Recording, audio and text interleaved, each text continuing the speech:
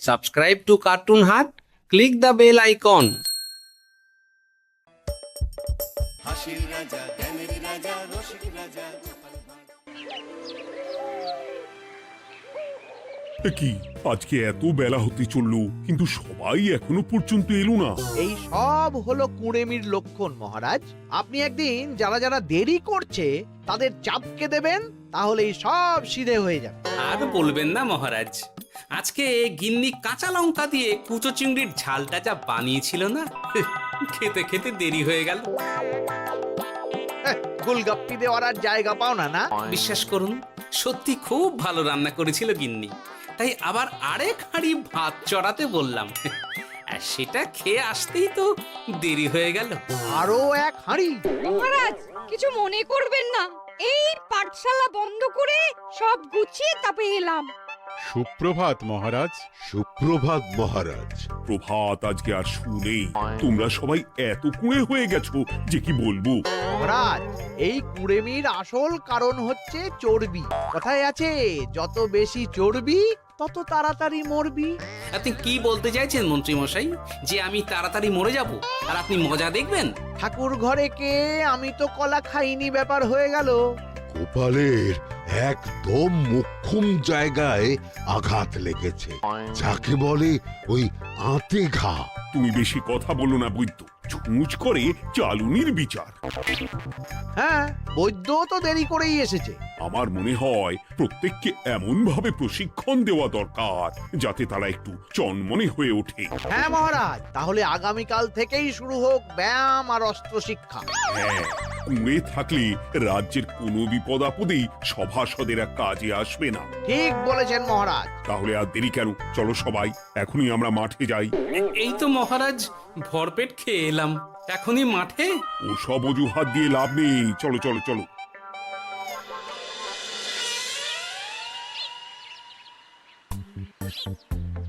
এবার সবাই সারিবদ্ধভাবে দাঁড়িয়ে পড়ো। এ কি, গোপাল কোথায়?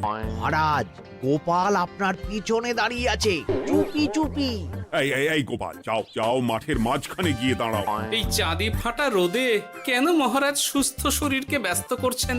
এইসব বাজে কথা শুনতে চাই না। শুয়ে বসে থেকে শরীরের কি অবস্থা করেছো? শরীরের নাম মহাশয়, যা সবে তাই সয়। তুমি যাবে না, তোমাকে এক্ষুনি বরখাস্ত করবো। কি জ্বালা! যেখানে আমার সব কাজ বুদ্ধি দিয়েই হয়ে যায়, সেখানে গায়ের জোরের কি দরকার? হ্যাঁ, এই গোপাল, আমি 1 থেকে 3 অব্দি গুনবো, তারপরে সবাই এই মাঠের ধার বরাবর 5 বার পাক দিয়ে দৌড়বে। ঠিক আছে মহারাজ, আমি প্রস্তুত। আমি রোগা পটকা আছি, কোনো সমস্যাই হবে না। হয়ে গেল। সবাই প্রস্তুত? 1, 2, 3। কি হলো গোপাল, দৌড়াও দৌড়াও। মহারাজ, এর থেকে বেশি জোরে পারবো না।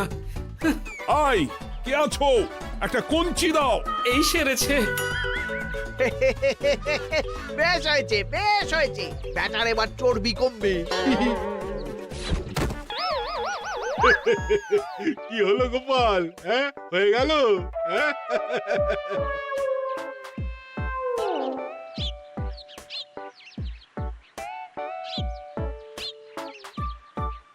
এই উল্টে উঠি, আমাদের দাদু উল্টে গেছে। হ্যাঁ, তাই তো দেখছি। চল চল গিয়ে দেখি। উফ, চেহারার কি অবস্থা বানিয়েছো গোপাল? হ্যাঁ, এতটুকু দৌড়তে গেলেই চিটপটাং। তাড়িয়ে দিন মহারাজ, এরকম বেঢপ চেহারা সভাসদকে আমাদের দরকার নেই। না না, তা বললে হবে নাকি গোপাল? তুমি এক্ষুনি বাড়ি চলে যাও, কালকে আবার মাঠেই দেখা হবে। এই দাদু, বাড়ি চলো। ওরে বাবারে!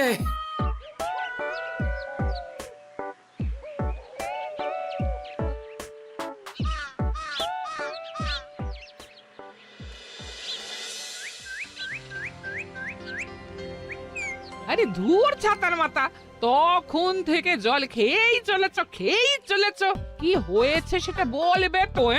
শরীর চর্চা হয়েছে, শক্তি খরচা হয়েছে, আর পারছি না। উফ, বাপরে বাপ, কি পায়ে ব্যথা। এই জন্যেই আমি বলি বাপু, একটু বপুটাও নড়াও, কিন্তু কার কথা কে শোনে? ওরে বাবা, অকারণে সুস্থ শরীর ব্যস্ত করবো কেন বলো তো? বেশি নড়াচড়া করলেই আয়ু কমে যায়। তোমার এই বাজে কথা কোন শাস্ত্রে লেখা আছে শুনি? শাস্ত্রে কেন যাব, বাস্তবে জলজ্যান্ত উদাহরণ আছে। আমি মানতে পারছি না। হুম, মানতে পারছি না বললে তো হবে না, তোমাকে মানতেই হবে। বেশ, প্রমাণ করো। আমি যদি তোমাকে প্রমাণ করে দিতে পারি, তাহলে আজ থেকে বাড়ির বাজার দোকান করার দায়িত্বটাও তোমাকেই নিতে হবে। দিদা তুমি তো ফেঁসে যাবে, দাদুর সঙ্গে বাজি লড়বে না। এই বাদ দে তো, তোর দাদু আগে প্রমাণ করুক যে বেশি নড়াচড়া করলে বয়স কমে। হ্যাঁ তাহলে বাজি। হ্যাঁ বাজি। আচ্ছা ঠিক আছে, বেশ। তুমি তুমি একটা পশুর নাম বলো তো, যারা খুব তাড়াতাড়ি দৌড়য়। ঘোড়া, হরিণ, চিতাবাঘ আরো আছে। আচ্ছা, এবার সবচেয়ে আস্তে আস্তে কোন পশু চলে, এরকম একটা পশুর উদাহরণ দাও। কেন কচ্ছপ? এই তো পেয়ে গেছে উত্তর। এবার তুমি বলো তো, কচ্ছপ কত বছর বাঁচে, আর ঘোড়া, হরিণ, চিতাবাঘ এরা কত বছর বাঁচে? চিতাবাঘ, ঘোড়া কেউই 30 বছরের বেশি বাঁচে না, কিন্তু কচ্ছপ 300 বছরও বেঁচে থাকে। হেরেছে, হেরেছে, আমার বউ হেরেছে। উফ, জীবনের কত বড় চাপ নেমে গেল। হ্যাঁ, এই তুমি আমাকে এভাবে হারালে?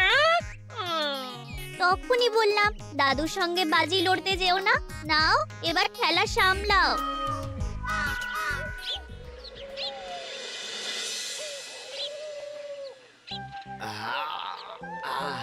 আরো ভালো করে মালিশ কর।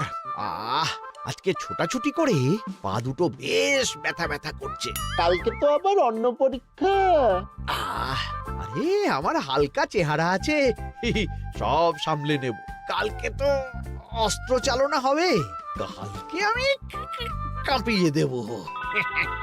কাঁপাতে তো হবেই মন্ত্রী মশাই। আমরা আপনার শরীরে এমন ঘষা মাজা করে দেব না, মনে হবে আপনি না একটা জলযন্ত্র অস্ত্র চালনা করতে যাচ্ছে।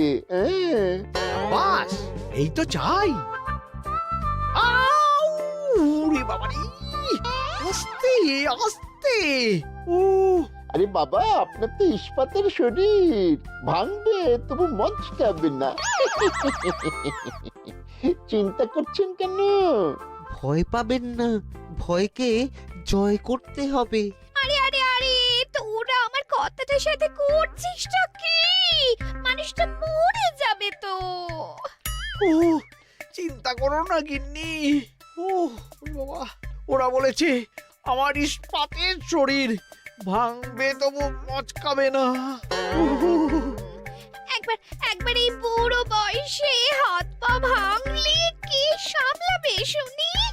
মন্ত্রীমশাই, আমাদের বকশিসটা দিয়ে দিন, আমরা কেটে পড়ি। বাবারে বাবা, দিচ্ছি। এনে এত খাটানোর পরে এতেই এখন খুশি থাক। হ্যাঁ,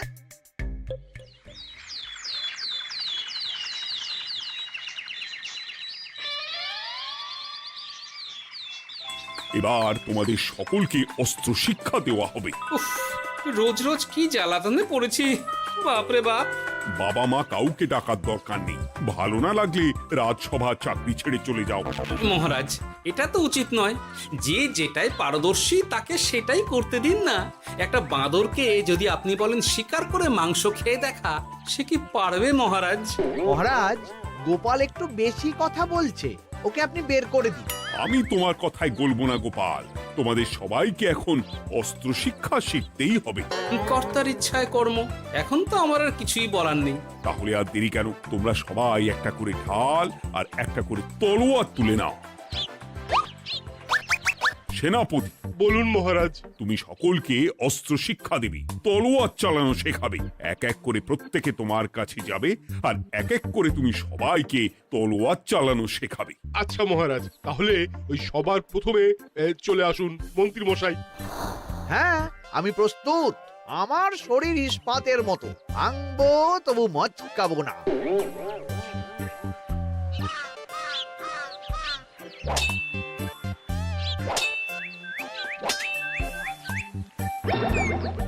কি কেমন দিলাম?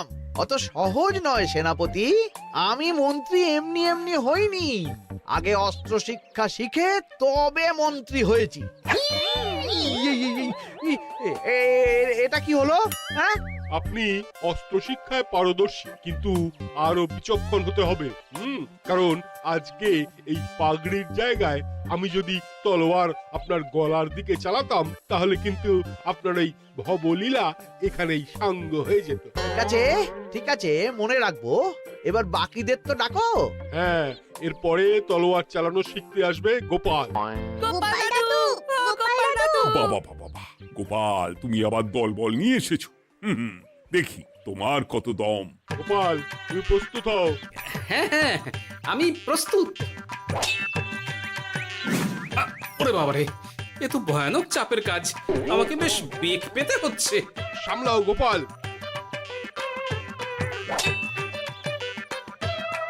না, আমাকে অন্য রাস্তা দেখতে হবে। সেনাপতি, মহারাজের দিব্যি, তুমি আমার দিকে তলোয়ার ঢাল বাড়াবে না। এই এই, এটা কি হলো? সত্যি তো, এটা কি হলো? গেল গেল গেল গেল গেল গেল গেল, দুটিটা খুলে গেল গো। দেব নাকি এবার কুচ করে কেটে? জিতে গেছি, জিতে গেছি। এটা কি হলো? শত্রুপক্ষ কখনো কারো দিব্যি শুনবে না। আর সেনাপতি, তুমি কি ওখানে দাঁড়িয়ে দাঁড়িয়ে মজা দেখছো? আমি কি করব মহারাজ, গোপাল যে আপনার দিব্যি দিয়ে দিল। গোপাল বেটা খুব চালাক। তাহলে এখন উপায়? ওসব গোপাল তোমাকে বোকা বানাবার জন্য করেছে। তুমি ধুতি ঠিক করে আবার লড়াই চালিয়ে যাও। যথাজ্ঞা মহারাজ।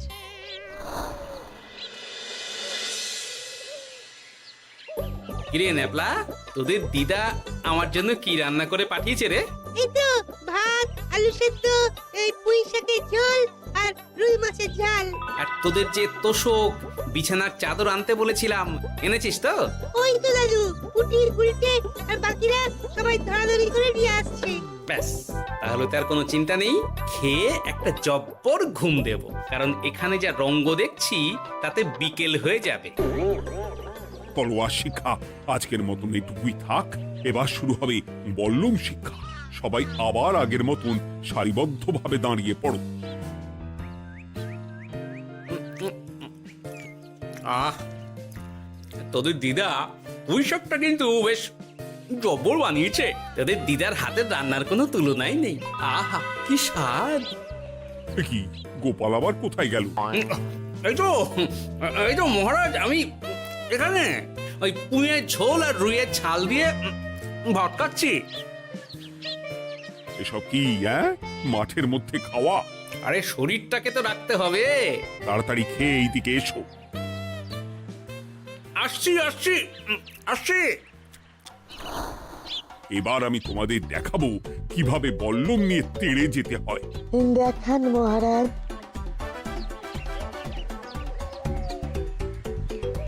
এ তো খুবই সোজা মহারাজ। ঠিক আছে, তাহলে বল্লম নিয়ে তেড়ে যাও দেখি। দিন, আপনার হাতের বল্লমটাই দিন।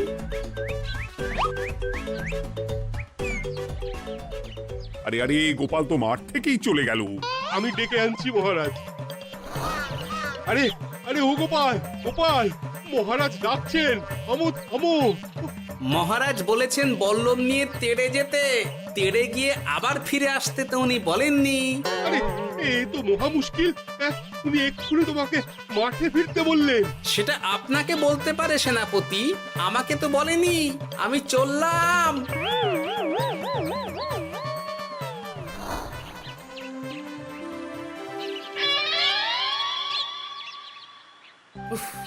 বাবারে বাবা, কি ঝক্কি! অনেক বুদ্ধি করে মাঠ থেকে খাটে চলে এসেছি। আমি আর উঠছি না। এ কি বলি, তোমাদের তো এখন অস্ত্র শিক্ষা নেওয়ার কথা। হ্যাঁ, তোমার বলা নেই, কোয়া নেই, অমনি বাড়ি চলে এলে। আরে বাবা, ওইসব অস্ত্র শিক্ষা মানেই সুস্থ শরীরকে ব্যস্ত করা। অসহ্য খাটনি, অযথা কষ্ট। কষ্ট করলে তবেই কেষ্ট পাওয়া যায়। হ্যাঁ, তোমায় আমি আগেও বুঝিয়েছি, যেখানে বুদ্ধি কথা বলে সেখানে দেহের শক্তি নীরব দর্শক গিন্নি। আরে বাবা, সে না হয় বুঝলাম, কিন্তু মহারাজ তো ভালোর জন্য সবাইকে অস্ত্র শিক্ষা দেওয়ার চেষ্টা করছে না? আরে বাবা, যার যা কাজ তাকে সেটা করালেই পারে। মহারাজ তো সেটা বুঝতেই চাইছেন না। আমি এখন ঘুমো।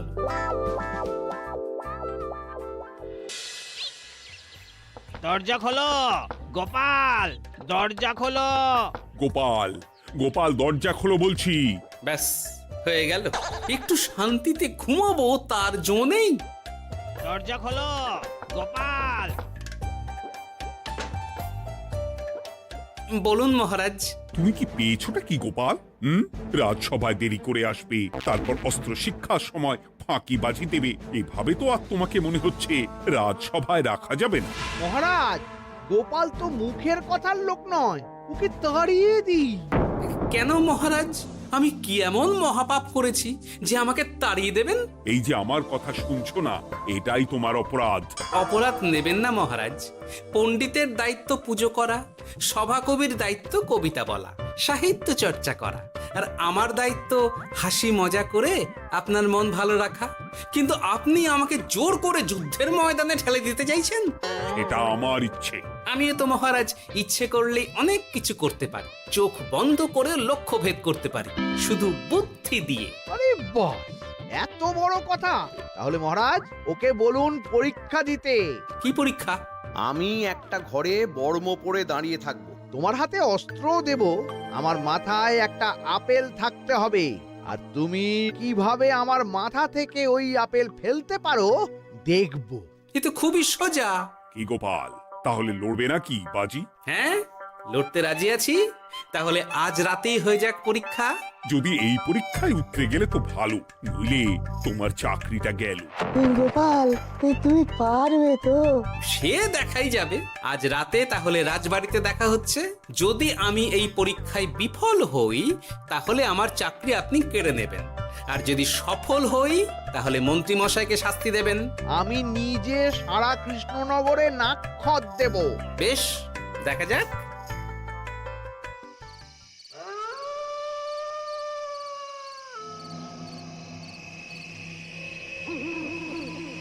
কি মন্ত্রীমশাই, ব্যবস্থা সব ঠিকঠাক হয়েছে তো? হ্যাঁ, এবার শুধু গোপালের পরীক্ষার পালা। আমি তাহলে বাইরে গেলাম, গোপালকে পাঠিয়ে দিচ্ছি।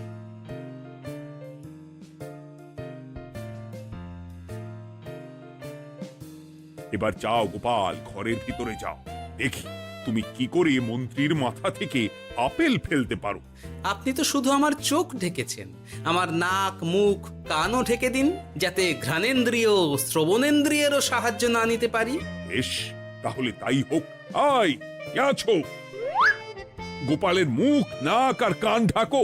যথা আজ্ঞা মহারাজ। একটু একটু মোটা কাপড় দিয়ে নাক মুখ ঢাকো, হ্যাঁ, যাতে সেভাবে আপেলের গন্ধ না পাই। বেশ বেশ।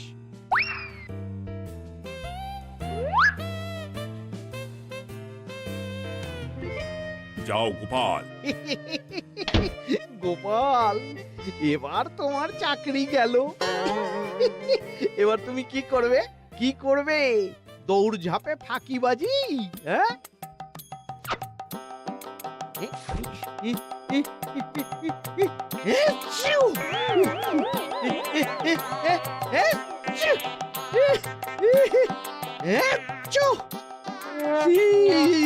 গেল গেল গেল গেল গেল, আপেল পড়ে গেল। আপেল পড়ে গেল? মহারাজ, এর মধ্যেই গোপাল আপেল ফেলে দিয়েছে। ঘরের ভেতরে চলো।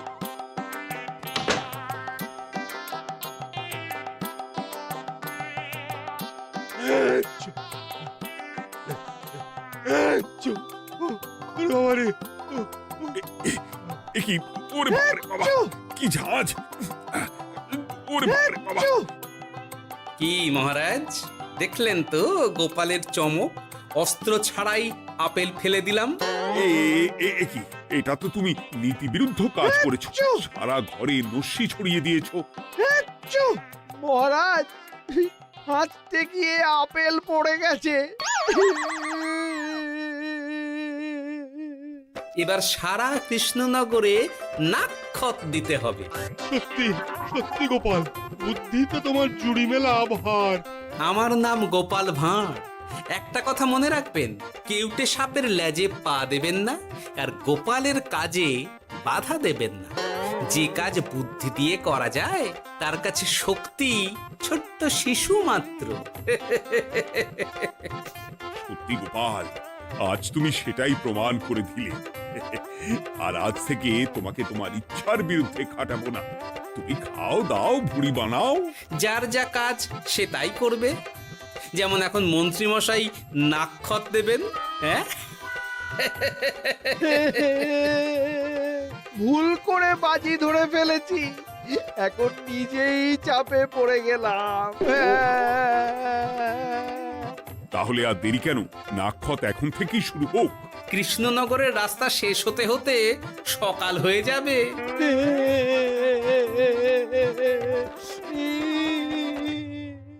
Subscribe to Cartoon Heart. Click the bell icon. হাসির রাজা জ্ঞানের রাজা রসিক রাজা